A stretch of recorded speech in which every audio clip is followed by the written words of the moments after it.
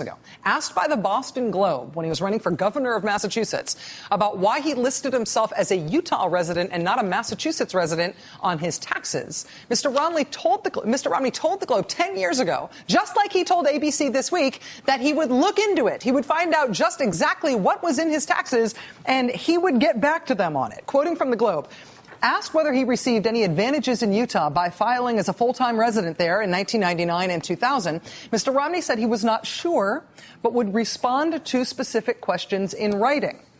If you want to say, was there any tax benefit anywhere, you ought to help me understand exactly what that would mean, and I'd be happy to look at it, Mr. Romney said. I will get precisely the answer that you'd like, but you have to tell me exactly what you want, and I'll make sure I get that for you. Still quoting from the Globe here. But after a reporter submitted written questions to a campaign aide, Mr. Romney's spokesman, Eric Fernstrom, said Mr. Romney would not be responding because, quote, he values his privacy and his wife's privacy. What the Boston Globe was trying to get to there 10 years ago was whether or not Mitt Romney was qualified to be the governor of Massachusetts.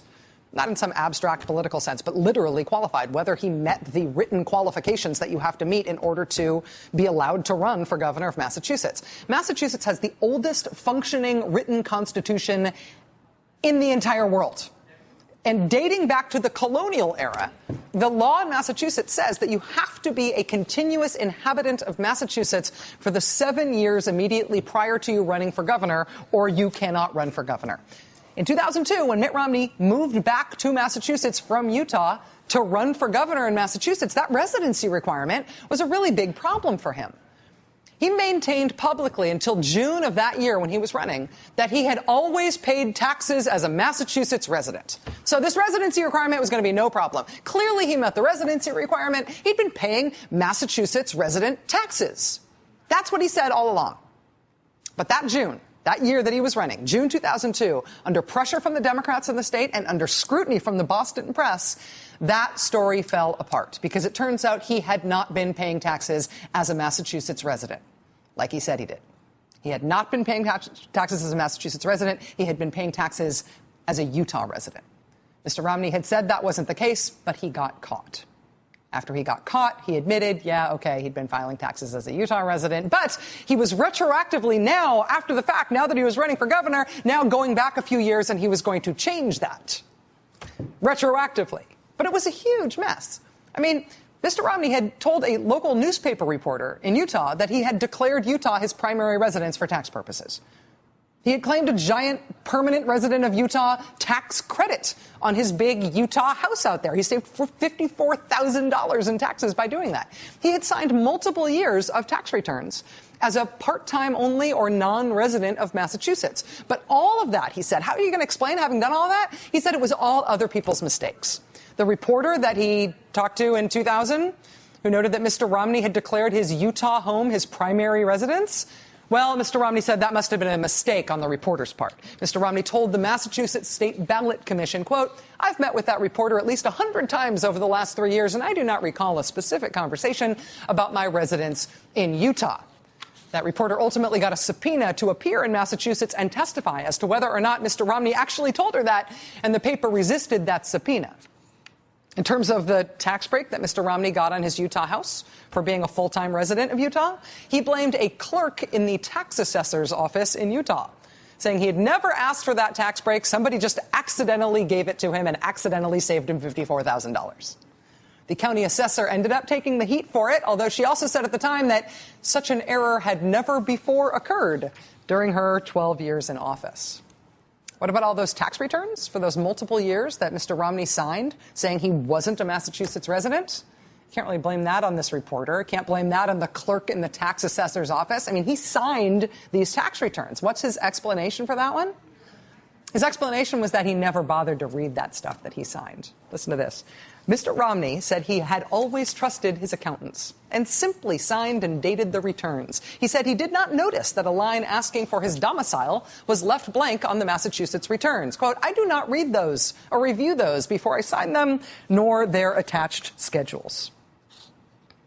As you're probably aware, your tax return is one of those things that you submit, you sign and submit under the penalty of perjury. This was something that was pointed out to Mr. Romney when he testified before the Massachusetts State Ballot Commission to try to be allowed to run for governor.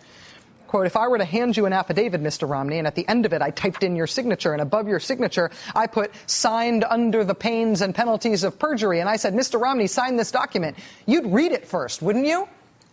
Romney, if you were to put it in front of me, yes. So you sign documents under the pains and penalties of perjury without necessarily reading them? Is that your testimony?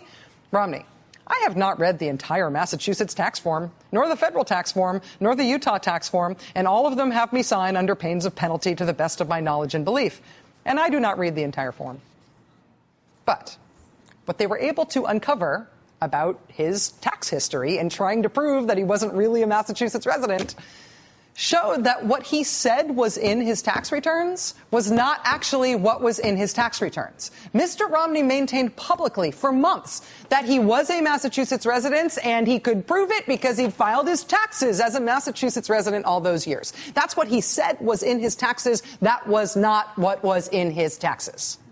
And he seems to have known it at the time, even as he was making public claims to the contrary. When he finally got caught out in June of that year, he admitted that a few months earlier, when he decided to run for governor, earlier that spring, he had started the process of retroactively going back and changing those returns.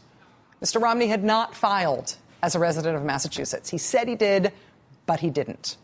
He misled the public about it the whole time, and he misled reporters who were trying to get to the truth about it. Quote, earlier in the week, Mr. Romney rejected a request by the Boston Globe for copies of his tax returns with financial information redacted, but his residential status visible. A Romney spokesman insisted at the time the GOP candidate had filed his returns as a Massachusetts resident, but told the Globe's reporter, you're going to have to take my word for it. You're going to have to take my word for it. It's really important what's in those tax returns, but I'm not going to show them to you. Trust me about what's in them. After the truth started coming out, Mr. Romney eventually said then to the Globe, just like he's saying to ABC now, that he would get them all the information they wanted. Sure, I'll get you what you need. But even though he said that to the reporter face to face, he did not. He absolutely shut them down, just like he's shutting down ABC 10 years later. ABC News reached out to the campaign today after Romney's answer. A spokesperson would only reiterate Mitt Romney has paid his taxes in full compliance with U.S. law, and he has paid 100% of what he is owed. Trust me. You're going to have to take my word for it. Just like trust me when I said I've always filed taxes as a Massachusetts resident, except for those years where you caught me not doing that and they had to retroactively go back and change them.